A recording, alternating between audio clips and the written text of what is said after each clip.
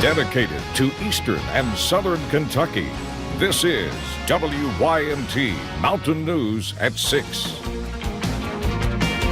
Kentucky State Police continue to investigate a deadly officer-involved shooting Tuesday night in Perry County. Troopers tried to pull over a suspected car thief when he took off. The chase ended with shots fired and a trooper going to the hospital. WYMT's Will Puckett has the latest. As eyes were on Kentucky's primary elections, Kentucky state troopers in Hazard were busy working to find a car thief. Troopers advised that Mr. Brown immediately fled from the parking lot. Christopher Brown was spotted in this parking lot, wanted on a number of warrants and suspected of being in possession of a stolen car. The pursuit went on to Kentucky Highway 15 south toward the Vico community. This is the dirt road that the chase ended on, but not before Brown and police went blasting through neighborhoods on their way to this gravel road. It was just a zoom, zoom. So, I mean, it's like, oh my God, what's going on? People who live in the community didn't mind talking with us, but did not want to be identified. They say Tuesday was an interesting day. Well, we seen about 20 police cars pass the house, and we didn't know what was going on. This yellow crime scene tape marks where Brown turned off on a dusty gravel road that leads to nowhere, and the spot where he tried to take a trooper's life. At that time, just due to the fact that there was a perceived intentional intent to harm the trooper, troopers fired on Mr. Brown. A move that left police with no option. In Perry County, Will Puckett, WYMT Mountain News. The 4 officers involved in the shooting have been placed on the standard 2-week administrative leave. A Leslie County shooter is still on the run. Police say a man shot a woman during the weekend at point-blank range. The shooting happened in the Confluence community. Investigators say the woman and another man woke up to the shooter in their bedroom. He shot the woman with what is believed to be a shotgun and then took off on an ATV. Police do not know if the attacker knew the victims. We are told the woman is now in stable condition, but her injuries are still considered severe. We hope to have more on this tonight at 11.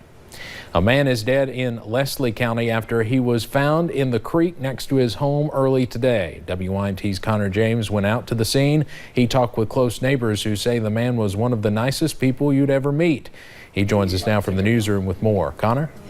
Steve, the man lived in the Coon Creek area of Leslie County. We're told by his friends that he was an older man who would go out and feed his animals every morning. Now, we have learned the name from his friends, but we're waiting to release it until we've been notified by until we've learned that the family has been notified. Those who were close to him say he was one of the kindest men you would ever meet. Just a good-hearted guy. I mean, you know, just a really good-hearted guy. He had good nature, you know. He took good care of his kids. It's somebody, if you ever met him the first time, you'd want him to be your friend. Forever. Now, details are limited at this time about exactly how he drowned. Once we learn more, we will update that on our website. All right, Connor, thank you. A murder trial in Whitley County is delayed. The trial against Jeremy Hatfield was expected to begin today. However, it's been continued because investigators are waiting for lab results to return in the case. Hatfield and 2 others are accused of killing a family of 3 back in 2017. The family was found dead at a home on Deep Branch Road. Police say the suspects knew the victims.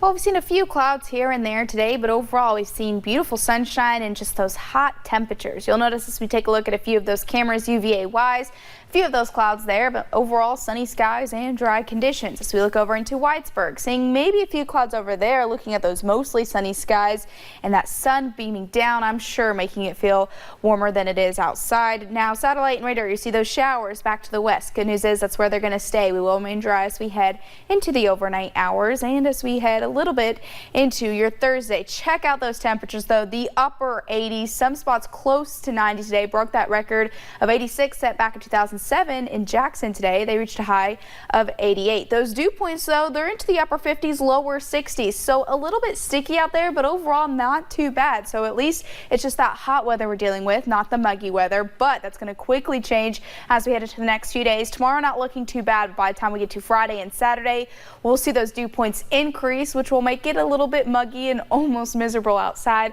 We'll take a look at that full forecast coming up in just a few short minutes. Steve. All right, thank you, Paige.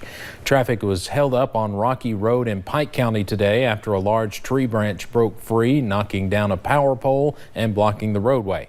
Millard Fire and Rescue responded to the call around 2:30 this afternoon. The power lines were still active, so the crews could not remove the tree until representatives from AEP declared it safe. Traffic was blocked on both sides of the road.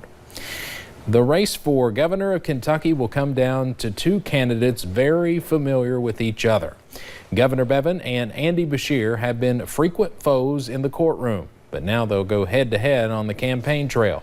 Hillary Thornton looks ahead to the battle in November.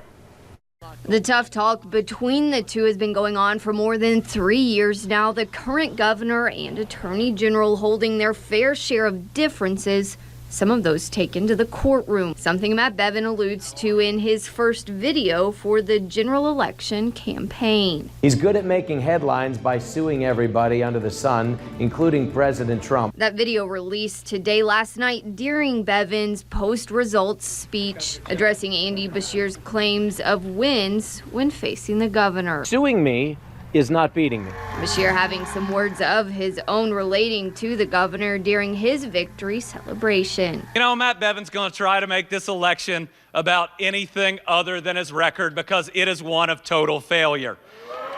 WKYT's political editor Bill Bryant says there certainly will be a lot to watch heading into November. You do have the legal battles that will be playing out sort of on the sidelines. You have Fancy Farm that is coming with the drama that always brings. You'll have weeks of campaigning on the stump and debates. Their primary victories showing where exactly some of the work is needed for each candidate between now and November, as they both hope that Kentuckians elect them to the state's top office. Bevin, of course, got just over 50% of the vote last night. He needs to reach out in the areas that Robert Goforth defeated him in. Likewise, Andy Beshear needs to pick up and consolidate Democratic support. He lost in eastern Kentucky to Rocky Adkins. In Frankfort, Hillary Thornton, WYMT Mountain News. In addition to Bevin and Beshear, Libertarian John Hicks will also be on the ballot in November. Well, this is the topic of our latest live web poll. We want to know who you think will win the governor's race. Here's a look at the results right now, and Andy Beshear is leading as we go on the air. You can head over to WYMT.com to let us know what you think. More than 60 jobs are expected to be available in Southwest Virginia and Eastern Kentucky as Wellmore Energy Company looks to hire new employees for its coal mines. The company held a job fair today at the Pike County Public Library on Lee Avenue, offering interviews to those interested in underground mining. Human Resources Representative Gary Prater said the new employees will work on a mine in the Pawpaw area of Phelps in Pike County. He also said the company will be hiring around 30 additional people for a nearby surface mine within the next year. He said the potential for more jobs is always on the table.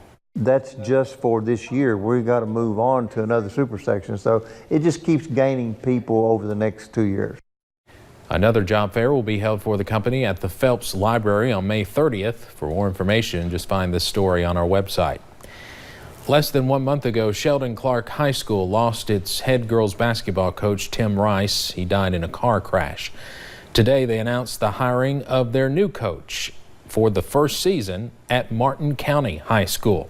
While it is a tough loss, Sports Director Marcus Browning explains how a familiar face will now lead the team. Marcus. Steve, needless to say, it's been a difficult time for the community and those players. Now they know who will fill Tim Rice's shoes. Robin Newsom will take over the position as Newsom comes out of retirement to take the job. She most recently served as the athletic director for Sheldon Clark before retiring in December of 2017. Newsom says that her first love was the sport of basketball, and now she returns to the sidelines with mixed emotions while remembering her good friend. It's a bag of mixed emotions because of everything and the way in which it came about, with the tragedy with Coach Rice. And So on one side of the coin, it was sad. And then on the other side, you know, it was exciting because we have the brand new school, brand new gym, have some really good basketball players coming back. Steve, Sheldon Clark is coming off of a 13-15 season, but they only graduated 2 seniors and returned 5 juniors. Hear more from Coach Newsome just a few minutes in sports. All right, thank you, Marcus. The state of the Southeastern Kentucky Medical Center was discussed in bankruptcy court at the United States Courthouse in London this morning. In the meeting, both parties discussed the terms of an asset transfer.